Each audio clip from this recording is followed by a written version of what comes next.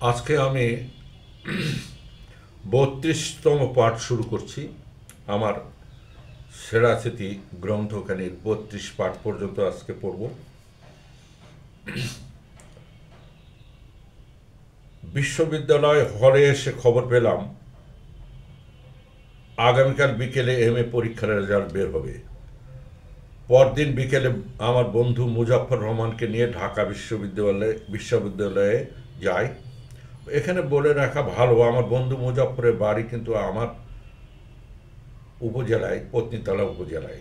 তিনি একসময় দিবর ইউনিয়ন পরিষদের নির্বাচিত চেয়ারম্যান ছিলেন। নোটিশ বোর্ডে রেজাল্ট টানিয়ে দেওয়া হয়েছে। এর মধ্যে ছেলেমেয়েরা হুড়াহুড়ি করছে তাদের রেজাল্ট, কাঙ্ক্ষিত রেজাল্ট দেখার জন্য। আমি নোটিশ বোর্ড থেকে সামান্য দূরে দাঁড়িয়ে আছি। রেজাল্ট নিয়ে হইচই করছে। কিছু ছেলে মেয়ে, সবার যে হাসি মুখ তাও নয়, আমার মতো মলিন চেহারার ছেলে মেয়েও আছে। মুজাফফর হাসি মুখে বলল, চলেন আজ হাজির বিরিয়ানি খাবো, আপনি পাশ করেছেন, অর্থাৎ সেকেন্ড ক্লাস পেয়েছেন। এই বলে আমাকে বুকে জড়িয়ে ধরলো। আমি মহানন্দে বলি, শুধু বিরিয়ানি কেন ভাই, আরও কি খাবেন বলেন। আমরা হলের ক্যাফেটেরিয়ায় চা খেয়ে বেরিয়ে পড়লাম হাজির বিরিয়ানি খেতে, পুরান ঢাকার আলাউদ্দিন রোডে। ঢাকার বিরিয়ানি প্রচলন সম্পর্কে বিভিন্ন সংবাদ মাধ্যম থেকে জানা যায়, ঢাকায় এই মোগলাই খানাটি ব্যবসা প্রথম শুরু করেন হাজী মোহাম্মদ হোসেন নামে এক ভদ্রলোক। তার রন্ধনশৈলীর গুণে এই বিরিয়ানি স্বাদে গন্ধে অতুলনীয় হয়ে ওঠে। হাজী মোহাম্মদ হোসেনের পর তদীয় পুত্র হাজী গোলাম হোসেন এবং হাজী গোলাম হোসেনের পর তার নাতি হাজী মোহাম্মদ সায়েদ হোসেন বর্তমানে এই হাজী বিরিয়ানির ব্যবসার উত্তরসূরি। আমরা খুব তৃপ্তি সহকারে হাজির বিরিয়ানি খেয়ে আবার হলে ফিরে এলাম। এম এ পাশের ফলাফল পেয়ে আমার কি যে আনন্দ হয়েছিল তা বুঝিয়ে বলা অপেক্ষা রাখে না। বিয়ের কয়েকদিন হলো চলে গেছে, কিন্তু এম এ পাশের বিষয়টি নিয়ে নিজেকে খুব ছোট মনে হতো। এম এ পাশ করার পর একটা স্বস্তির নিঃশ্বাস ফেললাম, এই ভেবে যে অন্তত ভারসাম্য তো এসেছে। বিয়েটা কত সুখকর এবং স্বস্তিদায়ক তা ভাষায় প্রকাশ করা সম্ভব নয়। আমার সঙ্গে হলের বন্ধুরাও খুশিতে আটখানা। ওরা ভাবতো আমাদের বিয়েটা অসম হয়েছে শিক্ষার মাপকাঠিতে। এখন কিছুটা হলেও সমতা এসেছে। আমি দাদুকে আমার এম এ পাশের খবর জানিয়ে টেলিগ্রাম করি, আর আমার স্ত্রী জানলো ফলাফল প্রকাশের একদিন পরে। আমি শ্বশুর বাড়ি টাঙ্গাইলে গিয়ে সরাসরি তাকে খবরটা জানাই। পুলিশের চাকরি হতে পারে সেটাও তাকে বলি। আমার স্ত্রী এম এ পাশের খবর শুনে খুব খুশি হলেও পুলিশের চাকরির ব্যাপারে নেতিবাচক মন্তব্য করলো। আমার বড় ভাইয়ের দারোগার চাকরি হয়েছিল, অর্থাৎ আমার বড় ভাইয়ের দারোগার চাকরি হয়েছিল, কিন্তু পুলিশের চাকরি করতে আমার শ্বশুরের ঘোর আপত্তি ছিল। তাই বড় ভাই দারোগার চাকরি আর করেননি। এমন কথা শুনে আমার শ্বশুরকে পুলিশের চাকরির বিষয়টা না জানাতে আমি স্ত্রীকে অনুরোধ করি। কয়েকদিন পর আমি টাঙ্গাইল থেকে চলে আসি গ্রামের বাড়িতে। দাদুকে পুলিশের চাকরিটা বিষয়টা জানালাম। দাদু প্রশ্ন করে বললেন, এম এ পাশ করে পুলিশের চাকরি কেউ করে? দাদুর সাপ কথা, তোকে আমি খাকি পোশাকে দেখতে চাই না, দেখতে চাই সাহেবী পোশাকে। লোকজন তাকে দেখবে স্যুট কোট টাই পরে গাড়ি থেকে নামছে আমাদের সাহেব। দাদুর কথা শুনে বেশ হতাশার সুরেই বললাম, 1 বছর পর বিসিএস পরীক্ষা, তাহলে কি আমি 1 বছর বসে থাকবো? দাদু ভালো মন্দ আর কিছুই বললেন না। বিয়ের 1 বছরের মাথায় আমার স্ত্রী সন্তান সম্ভাবনা সম্ভব হয়। সন্তান জন্মের দিনও ঘনিয়ে এলো। আমি 1 সপ্তাহ আগেই বাড়ি থেকে টাঙ্গাইল গেলাম। শ্বশুর বাড়িতেই ডেলিভারির ব্যবস্থা হলো। স্ত্রীর প্রসব বেদনা শুরুর সময় আমি খুব ভয় আতঙ্কে বাসা থেকে বেরিয়ে সামনের রাস্তায় পায়চারি করতে শুরু করি। এমন সময় বড় ভাইয়ের মেয়ে সামনে এসে খবর দিল, ফুফা, আপনি তো মেয়ের বাবা হয়েছেন। খবর শুনে খুশিতে আমি স্বামীর হাতে 100 টাকার নোট একটা ধরিয়ে দিলাম। খুশি যেন আর ধরে না। স্বামীর কাছে মেয়ের জন্মের খবর পেয়ে আমি খুশিতে ডগমগ হয়ে ছুটলাম মিষ্টি আনতে। 20-30 মিনিটের মধ্যেই টাঙ্গাইলের সেই বিখ্যাত মিষ্টি পোড়াবাড়ির চমচম নিয়ে হাজির হলাম আমার প্রিয় শিশু কন্যার মুখ দেখতে। ফুটফুটে একটা শিশুর মুখ দেখে আমার চোখ আনন্দশ্রু। মহান আল্লাহ তাআলার দরবারে শুকরিয়া জানালাম। স্ত্রীর সঙ্গেও কথা বললাম। সে তখন সম্পূর্ণ সুস্থ। আমি কন্যা সন্তানের জন্মের সুখবর দিয়ে দাদাকে একটা টেলিগ্রাম করলাম। বড় আদরের ধন আমার এই প্রথম কন্যা মুন্নি। ওর ওই শিশু মুখটা আমি এখনো ভুলতে পারি না। যদিও আমার এই কন্যা আজ অনেক বড় হয়েছে, ভালো ঘর ভালো বর পেয়েছে, ছেলে মেয়ের মা হয়েছে, আর কিছুকাল পরে হয়তো সেও দাদি নানি হবে। এর চাইতে সুখের বিষয় আর কি হতে পারে। 3 মাস বয়সে মুন্নি এবং ওর মাকে গ্রামের বাড়িতে নিয়ে আসি। আমার দাদা অর্থাৎ দাদু মুন্নিকে পেয়ে খুব খুশি হয়েছিলেন। দাদু সারাক্ষণ ওকে নিয়ে আনন্দে মেতে থাকতেন। আমাদের মুন্নি দাদুর যেন রাজধানী। দাদু একদিন আমার স্ত্রীকে বললেন, দেখো তোমার কাছে আমার একটা চাওয়ার আছে। আমাদের বংশের ছেলে সন্তান হয় না বললেই চলে। এরপর তোমার কাছ থেকে ছেলে সন্তান চাই। আমার বংশধরার রক্ষক হব সে ছেলে। আমি হয়তো দেখে যেতে পারবো না, মুন্নিকে কোলে পিঠে নিতে পেরেছি, এটাই যথেষ্ট। ওরা ভালো থাকুক, মানুষের মতো মানুষ হোক, এই প্রার্থনাই আমি করি। প্রায় 2 মাস পর দাদু হঠাৎ করে অসুস্থ হয়ে পড়লেন। একেবারে শয্যাশায়ী অবস্থা, বিছানা থেকে উঠতে পর্যন্ত পারছেন না। সারাক্ষণ আমি দাদুর পাশে বসে আছি। দাদুর শরীর খারাপের খবর শুনে আত্মীয় স্বজন পরিজনে ভিড় লেগে গেল। মাত্র 2-1 সপ্তাহের মধ্যে দাদি পার্থিব জীবনের মায়া কাটিয়ে না ফেরার দেশে চলে গেলেন। দাদুর পরলোক গমনের সেই মুহূর্তটি আজও আমার চোখে উজ্জ্বল। আমার জীবনের সবচেয়ে কঠিন, কষ্টকর, বিদুর দিন এটি। 19 আগস্ট 1976। আজও ভাবলে অবাক লাগে।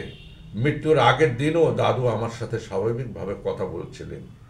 কথাগুলি একতরফায়, নেই কোনো প্রতিঘাত, নেই কোলাহল, অত্যন্ত ধীর স্থির।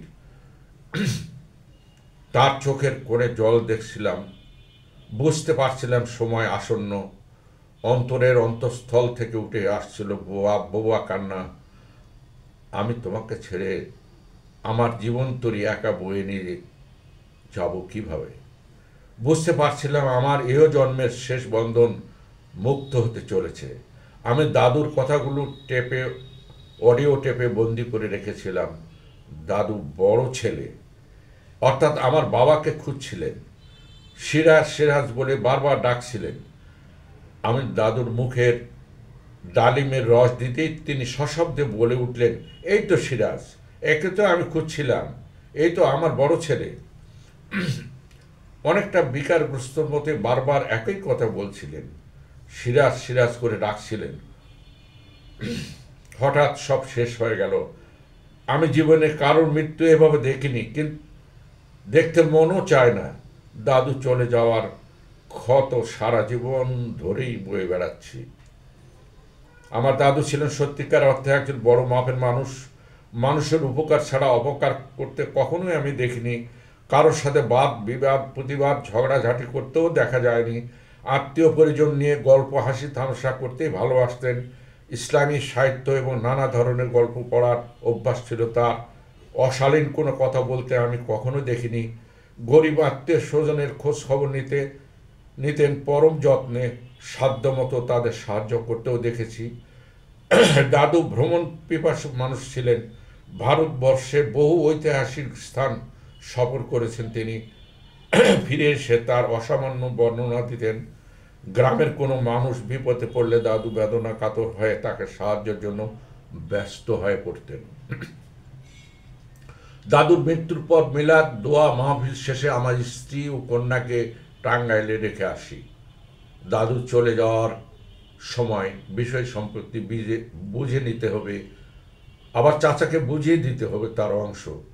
শরিকের লোকজনকে ডেকে নিলাম। শালীর দরবারে চাচা জানালেন আমি বাবার কাছে অর্থাৎ আমার দাদার কাছ থেকে কিছু বিষয় সম্পত্তি লিখে নিয়েছি, প্রায় 30 একর জমি কয়েকটা দলিলের মাধ্যমে আমাকে লিখে দিয়েছে বাবা। আমি বললাম কই, আমি তো জানি না, আমাকে তো দাদু কিছু বলেননি। অগত্যা চাচিকে জিজ্ঞেস করলে চাচি তার দায় এড়িয়ে যাওয়ার ভান করে বললেন আমি জোতজমার কিছুই জানি না, বুঝি না। আমি অবাক হয়ে গেলাম। মানুষটা চলে যেতে সব মুখোশ খুলে যেতে লাগলো। দাদুর মৃত্যু আমাকে স্তম্ভিত করেছে। সেই শোক কাটিয়ে উঠতে আমার বেশ সময় লেগেছে। আমি ছোটবেলা থেকে গ্রামের বাইরে মানুষ হয়েছি, ফলে দাদুর মৃত্যুতে বহু মানুষের সমাগম হয়েছিল। সেই অঞ্চলে বহু মানুষের সাথে আগে আমার দেখা হয়নি কখনো।